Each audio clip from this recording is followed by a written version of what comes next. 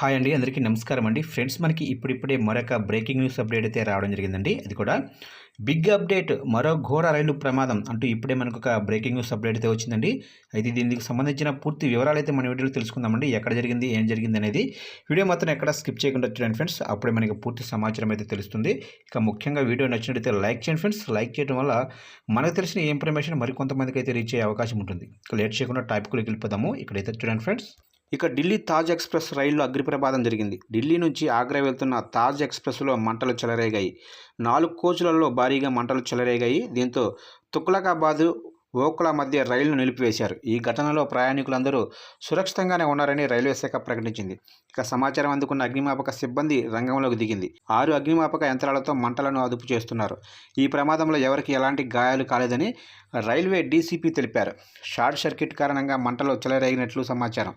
రైల్లో మంటలు చెలరేగడంతో ప్రయాణికులు, సిబ్బంది తీవ్ర భయాందోళనకు గురయ్యారు. ఏం జరిగిందో తెలియక ప్రాణభయంతో హడలిపోయారు. అయితే ఎవరికి ఎలాంటి ప్రమాదం జరగకపోవడంతో అంతా ఊపిరి పీల్చుకున్నారు. ఇక సౌత్ ఈస్ట్ ఢిల్లీ సరిత వ్యవహార దగ్గర ఈ ప్రమాదం జరిగింది. సాయంత్రం 4:24 రైల్లో మంటలు చెలరేగినట్లు తమకు సమాచారం అందిందని ఢిల్లీ ఫైర్ సర్వీస్ అధికారి ఒకరు తెలిపారు.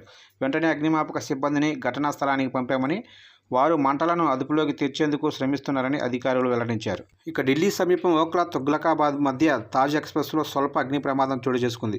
అగ్నిమాపక సిబ్బంది మంటలను అదుపు చేశారు. రైల్లోనే ఒక బోగీలో మంటలు రావడంతో లోకో పైలట్ అప్రమత్తమయ్యారు. వెంటనే రైలు నిలిపివేశారు.